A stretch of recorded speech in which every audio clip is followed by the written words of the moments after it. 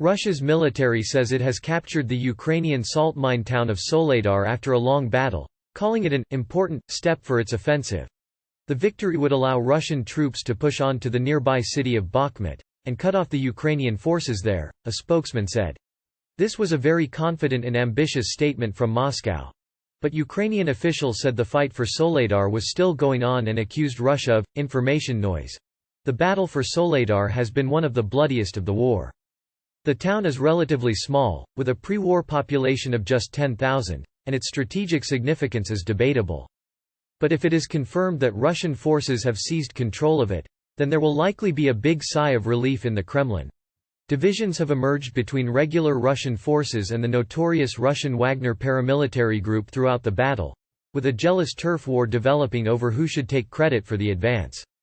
Barely any walls in Soledar remain standing, Ukraine's President Volodymyr Zelensky said this week.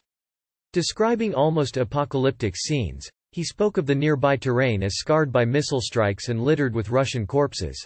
His chief of staff, Andriy Yermak, compared the fight for Soledar and Bakhmut to one of the bitterest battles of World War I. At Verdun, Regional Governor Pavlo Kirilenko said on Thursday that 559 civilians including 15 children remained in Soledar and could not be moved out.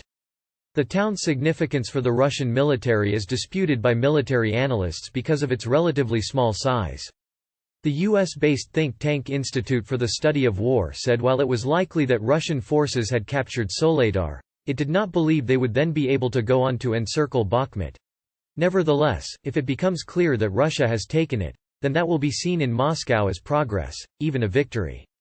That is exactly what President Vladimir Putin needs, as Russia has failed to capture a single town in Ukraine since July 2022. Since then, Moscow's forces have suffered a whole series of embarrassing defeats. Ukraine's successful counterattack pushed Russia almost completely out of Kharkiv region in the northeast. In October, Russia's Kerch Bridge came under attack, with Russian forces retreating from the city of Kherson the following month.